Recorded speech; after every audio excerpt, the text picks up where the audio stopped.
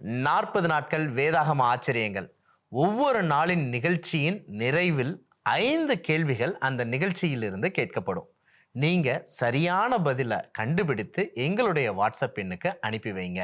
இந்த 40 நாளும் 40 எபிசோடையும் பார்த்து சரியான பதிலை எங்களுக்கு அனுப்பி வைக்கக்கூடிய நபருக்கு சிறந்த பரிசை உங்களுக்கு அனுப்பி வைக்க குழுவாக திட்டமிட்டு இருக்கிறோம்.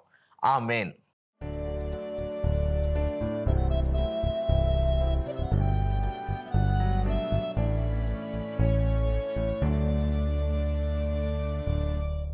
நாற்பது நாட்கள் சிலுவையின் ஆச்சரியங்கள் எனும் இந்த நிகழ்ச்சியை பார்த்து கொண்டிருக்கும் நேயர்கள் ஒவ்வொருவருக்கும் இயேசு கிறிஸ்துவின் நாமத்தினாலே உங்களுக்கு எங்களுடைய அன்பின் வாழ்த்துக்கள். இன்றைய நாளில் நம்மளுடைய நிகழ்ச்சியை சிறப்பிக்கும் வண்ணமாக சகோதரர் பீட்டர் மாதவன் அவர்கள் இணைந்திருக்கிறாங்க.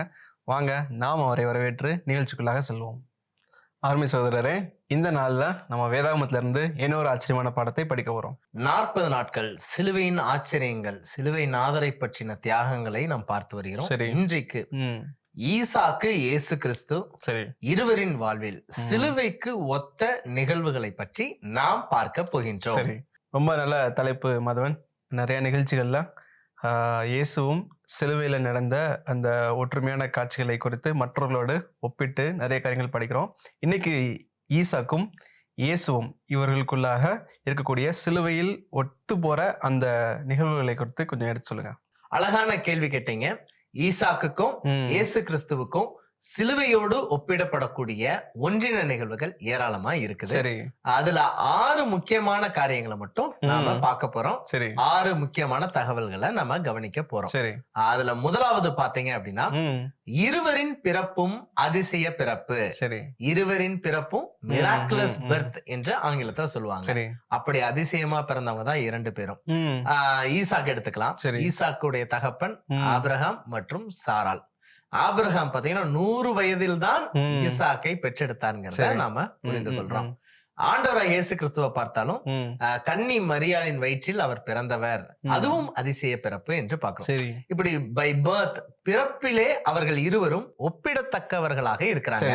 இரண்டாவது, இருவரின் பெயருமே பரலோகத்தின் தேவனால் வைக்கப்படுவதை பார்க்க முடியுது. அவள் ஒரு குமாரனை பெறுவாள், ஈசாக்கு என்று பெயரிடுவாயாக என்று சொல்லப்படுவதும், அவள் ஒரு குமாரனை பெறுவாள், அவருக்கு இயேசு என்று பெயரிடுவாயாக என்று சொல்வதும் ஒத்துமையாக வேதத்தில் இடம்பெற்றிருக்கிறது என்பதை பார்க்க முடியுது. மூன்றாவது மிக முக்கியமான ஒற்றுமை, அந்த ஒற்றுமையை நம்ம தெரிந்து கொள்ளலாம். இந்த 2 பிள்ளைகளுமே தங்களுடைய தகப்பன்மாரால் தன்னுடைய ஒரே பேரான குமாரன் என்று அழைக்கப்பட்டாங்க. இதை நம்ம தெரிந்து கொள்வதற்கு ஒரு அழகான வசனம் வாசிக்கின்றேன். ஆதியாகம புஸ்தகம் 22ஆம் அதிகாரத்தில் அந்த வாக்கியம் இடம்பெற்றிருக்கு. வாசிக்கட்டுமா? கண்டிப்பா. ஆதியாகமம் 22ஆம் அதிகாரம் 2ஆம் வாக்கியம்.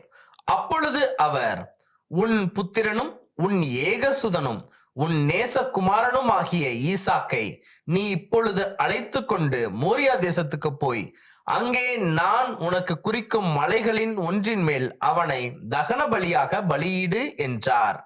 இந்த வசனத்தின்படி பரலோகத்தின் தேவன் ஆபிரகாமுடைய ஏகசுதன், ஒரே பையன் ஈசாக்கு என்று சொல்வதை பார்க்க முடியுது. ஏகசுதன் என்றால் ஒரே மகன் என்று அர்த்தம். சரி. ஆபிரகாம் தன்னுடைய ஒரே மகனான ஈசாக்க பலியிட சொல்லி ஆண்டவர் கேட்பதை பார்க்க முடிகின்றது. ஆபிரகாமுக்கும் சாராளுக்கும் பிறந்த ஒரே மகன் ஈசாக்கு என்பதை நம்ம புரிந்து கொள்ளலாம். இப்படி பரலோகத்தின் தேவனால் தன்னுடைய ஒரே பேரான குமாரன் என்று இயேசு அழைக்கப்பட்டாரா? அதற்கு வசனம் இருக்கிறதா என்றால் நான் வசனம் சொல்றேன், நீங்க மனப்பாடமாவே சொல்ல போறீங்க. யோவான் புஸ்தகம் 3ஆம் அதிகாரம் 16ஆம் வாக்கியத்தை சொல்லுங்க. தேவன் தம்முடைய ஒரே பேரான குமாரனை விசுவாசிக்கிறன் எவனோ அவன் கெட்டு போகாமல் நித்திய ஜீவனை அடையும்படிக்கு அவரை தந்துருளி இவ்வளவாய் உலகத்தில் அன்பு கூர்ந்தார். ரொம்ப அழகா சொன்னீங்க. இந்த வசனம் தெளிவா சொல்லுது, தேவன் தம்முடைய ஒரே பேரான குமாரனை இந்த உலகத்திற்காக கொடுத்தார் என்ற அர்த்தமுள்ள வசனத்தை நீங்க வாசிங்க. அப்ப மூன்றாவது விஷயம் என்ன சொல்லுது அப்படின்னா, ஆபிரகாமுக்கும் ஈசாக்கு ஒரே பேரான குமாரன், பரலோகத்தின் தேவனுக்கும் ஒரே பேரான குமாரனாகிய இயேசு கிறிஸ்துவ பலியாக ஒப்பு கொடுப்பதற்கு இந்த பூமிக்கு அனுப்பப்பட்டார். அதை போன்று ஆபிரகாமும் ஈசாக்கை பலியாக கொடுக்க வேண்டும் என்று பரலோகத்தின் தேவனால் கேட்கப்பட்டார்.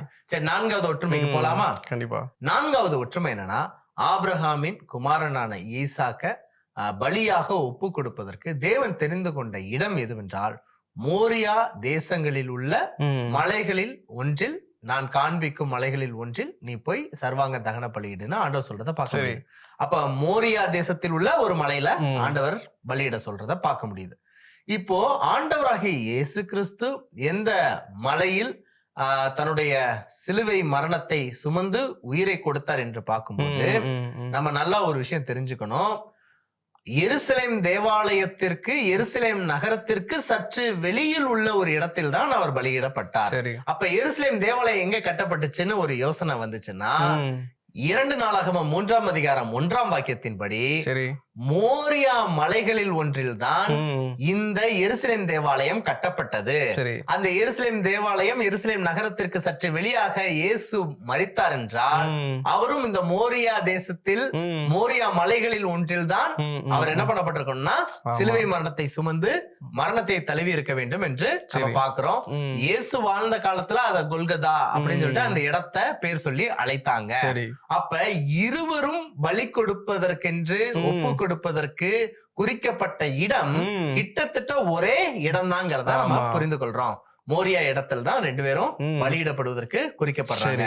5வது விஷயம் என்னன்னா, இந்த மலையின் மேல் ஏறுவதற்கு பலி கொடுப்பதற்கு தேவையான அந்த மரக்கட்டைகளை யார் தான் சுமந்துட்டு போறா அப்படின்னா ஈசாக்கு தான் சுமந்துட்டு போறாரு.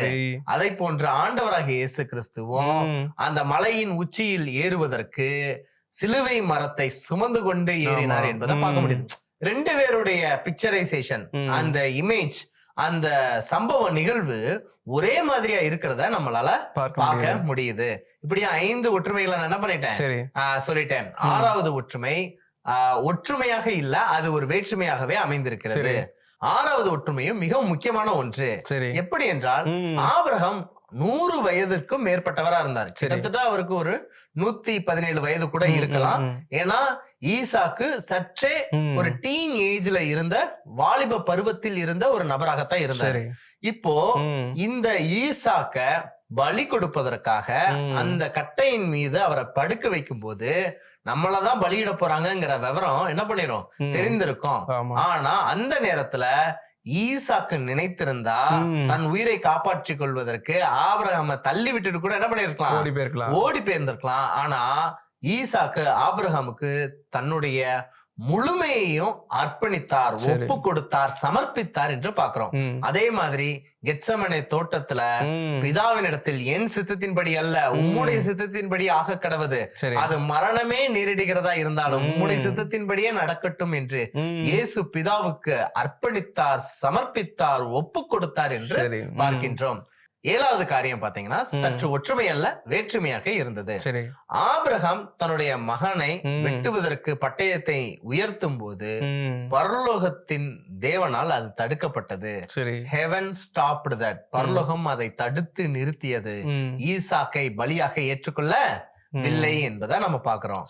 ஆனால் பரலோகத்தின் தேவனுடைய ஒரே பேரான குமாரன் தன்னை பலியாக ஒப்பு கொடுக்கும் போது பரலோகத்திலிருந்து யாரும் தடுக்கவில்லை.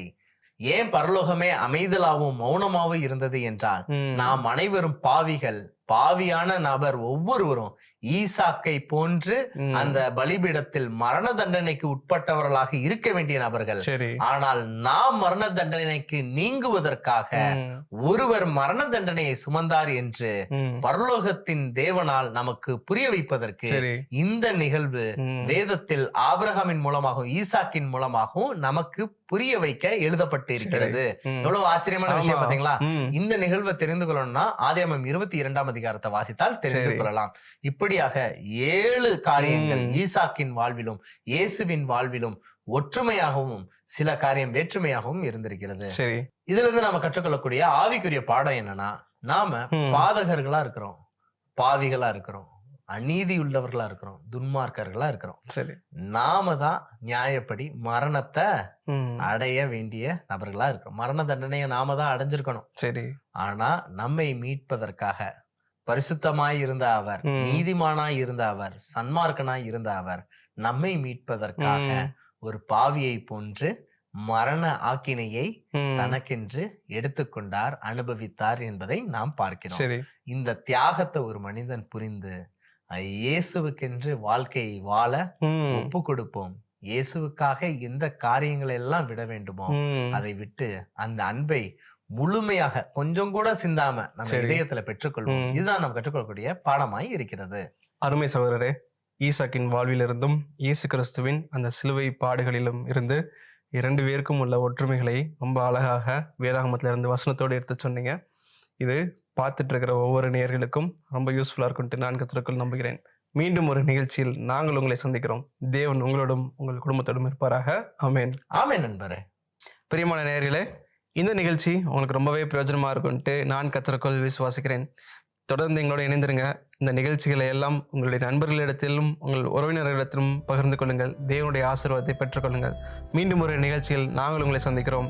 தேவன் உங்களையும் உங்கள் குடும்பத்தையும் ஆசீர்வதிப்பாராக. ஆமென்.